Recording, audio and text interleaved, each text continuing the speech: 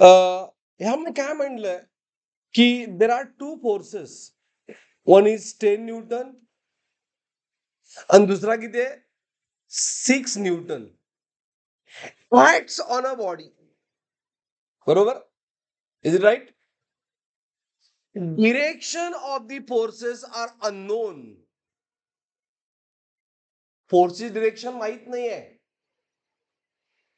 तरी सुद्धा काय विचारलंय resultant of that forces, but पुढं वर्ड काय मे बी.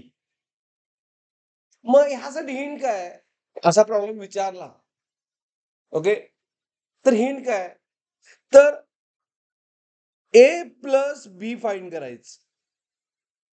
ए प्लस बी फाइंड करायचं. आता ए प्लस बी किती येणार 10 प्लस 6 किती येणार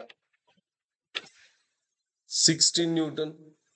बरोबर, आणि ए मायनस बी चं फाइंड करायचं. आता ए मायनस बी किती येणार 10 मायनस 6 किती 4 न्यूटन. ओके, बघा लक्षात आहे, ह्यावेळी डिरेक्शन दिलेलं नाही, आपण रिझल्ट फाइंडच करू शकत नाही कारण डिरेक्शनच माहित नाहीये. Is it clear?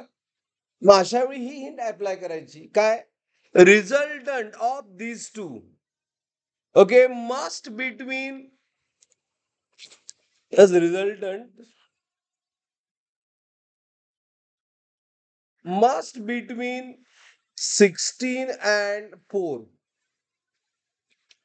Must between what? 16 and Newton and 4 Newton. मी किती असलं ऑप्शन? हा बघा 16 and 4 मध्ये यातला ऑप्शन काय 15, 3, 17 and 2. 15 ही हिंट आहे.